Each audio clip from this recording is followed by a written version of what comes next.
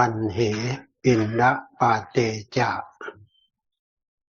สายันเหธัมมเทศนังปัทโทเสภิกขุโอวาทัง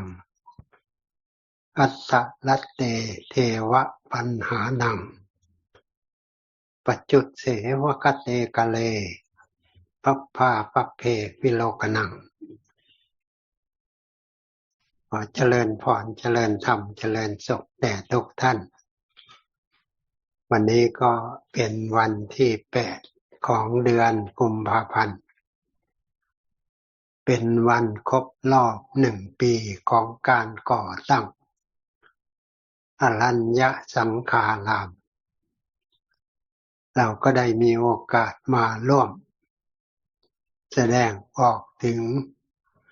ความรู้สึกให้ความสำคัญฉะนั้นในโอกาสที่เราได้มีส่วนมาร่วมแสดงออกเราได้มีส่วนจัดส่งเสริมกันมาเป็นเวลา1 ปีก็ถือว่าเราให้ความรู้สึกที่มันเป็นส่วนหนึ่งของคุณความดีได้นำหลักการอันเป็นส่วนหนึ่งของการเป็นอยู่ของผู้มีเมตตาธรรมต่อสังคมโลกเราก็เรียกว่าพระพุทธเจ้าพระพุทธเจ้าท่านทำหน้าที่ในการอยู่ร่วมกับสังคมตื่นเช้ามาก็เรียกว่าภิกขาจารย์การมีส่วนไปพบปะสร้างความคุ้นเคยต่อสังคมด้วยความรู้สึกให้ความสำคัญเรียกว่าเป็นความหวังดีเจตนาดีเพื่ออยากให้ได้มีส่วนได้สัมผัสเกิดความคุ้นเคยก็ได้มีโอกาสในการแลกเปลี่ยนหรือแนะนำในการปฏิบัติต่อการดำเนินชีวิตในระบบของการเป็นอยู่ร่วมกันก็อาศัยน้ำจิตน้ำใจอันเป็นส่วนหนึ่งของคุณความดีเราเรียกว่าจาคะคือการสละสิ่งที่มันเป็นข้าศึกแก่ความจริงของใจระบบที่มันเป็นข้าศึกไม่ใช่วัตถุแต่ว่ามันเป็นส่วนหนึ่งของสิ่งที่มันมีส่วนห่อหุ้มปกปิดแต่เรียกว่ามัจฉริยะระบบของความหึงหวงตำนองนี้นั้นจาคะการเสียสละถือว่ามันเป็นส่วนหนึ่งของการส่งเสริมด้านอินทรีย์ด้านบารมีคนเราถ้ามีจิตใจในรูปแบบเรียกว่ามีน้ำจิตน้ำใจก็จะทำให้เกิดความเป็นผู้มีจิตใจกว้างจิตใจสูงเคยได้ให้ข้อคิดว่าความเป็นมนุษย์เป็นได้เพราะจิตใจสูงเหมือนนกยูงมีดีที่แววขนแต่ใจต่ำเป็นได้เพียงเป็นคนทำนองนี้อันนี้เราก็ได้มีส่วนมาปฏิบัติกันในกิจกรรมเรียกว่าการ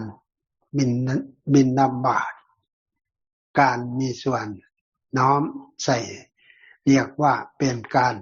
แสดงออกซึ่งความดีทั้งผู้รับและผู้ให้บ่งบอกถึงความมีน้ำใจในการอยู่ร่วมกันอย่างพึ่งพาอาศัยอันนี้ก็ถือเป็นส่วนหนึ่งของคุณดีที่พระองค์ทรงนำพาเรียกว่าเป็นความดีของผู้มีความเป็นส่วนหนึ่งของสัตว์ประเสริฐเราก็ให้ความสำคัญกันแล้วท่านก็ยังมีส่วนแนะนำสั่งสอนให้เรารู้จักนำมาปรับตัวปฏิบัติตนปฏิบัติตัวละความชั่วบำเพ็ญความดีที่เราเรียกว่ารู้จักในการทำหน้าที่ของความเป็นผู้มีจิตประเสริฐมีคุณธรรมอันยิ่ง ก็มีน้ำจิตน้ำใจแนะนำว่าความชั่วนั้นเป็นไปเพื่อความเสื่อมถ้าเป็นความดีนั้นเป็นไปเพื่อปราศจากภัยเวรคนไม่มีภัยไม่มีเวรมันก็อยู่เป็นสุขตำนองนี้และท่านยังไม่นิ่งดูได้ยังให้ความสำคัญกับผู้ทำหน้าที่ดำเนินชีวิตตามรอยของผู้เห็นโทษเห็นภัยในวัฏสงสารเรียกว่าพระสงฆ์หรือภิกขุผู้ทำหน้าที่ในรูปแบบชำระสะสางอันเป็นส่วนหนึ่งของอกุศลอารมณ์ของบาปธรรมทางด้านนามธรรมรู้จักทำหน้าที่ในรูปแบบขัดเกลาส่งเสริมสิ่งที่มันมีส่วนให้เกิดความรู้สึกเป็นประโยชน์อันนี้ก็เป็นส่วนหนึ่งดังนั้นท่านจึงได้ถือเอาหลักการอันนี้ มามีส่วนให้พระสงฆ์ดำรงการเป็นอยู่ในรูปแบบเรียกว่าทำประโยชน์ทำนองนี้อันนี้ก็พอที่จะรู้จักกันได้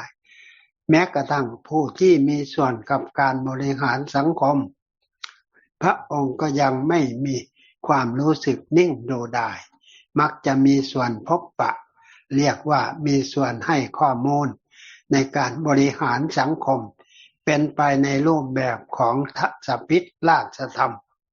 ของการเป็นอยู่ร่วมกันอย่างมีความสงบสุข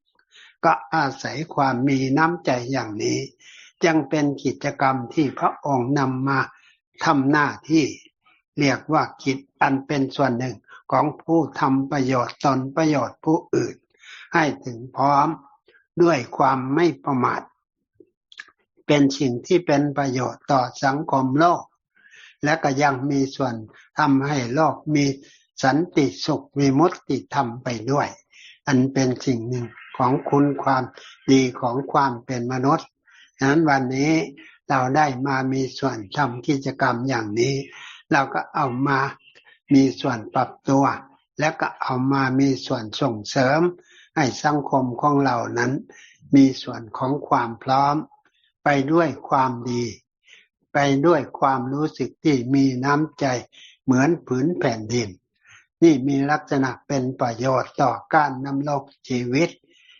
เราจะอยู่ในอิริยาบถไหนจะยืนจะเดินจะนอน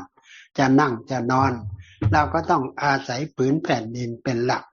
อันนี้ก็คล้ายๆกันดังนั้นความมีน้ำจิตน้ำใจอย่างนี้ถือว่าเป็น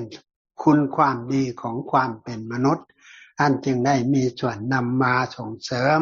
ปฏิบัติตัวปฏิบัติตนและยังมีส่วนให้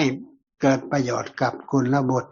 ผู้ที่จะทำหน้าที่ของการดำเนินชีวิตรักษาเผ่าพันธุ์ก็ไปจากคุณความดีที่เรามีส่วนของความมีน้ำใจถึงกับวางหลักการในการอยู่ร่วมกันอย่างพึ่งพาอาศัยก็ต้องมีส่วนประกอบอย่างนี้ฉะนั้นวันนี้ก็ถือว่าเรามาร่วมกันในการสร้างพื้นที่ให้เป็นส่วนหนึ่งของการเรียนรู้ก็ถือว่ามันเป็นส่วนหนึ่งเป็นประโยชน์เราก็ได้มีส่วนส่งเสริมกันมาก็คิดว่ามันจะเป็นประโยชน์ต่อโลกต่อสังคมสืบไปวันนี้ก็ให้ข้อมูลแต่เพียงเท่านี้ก็ขออนุโมทนา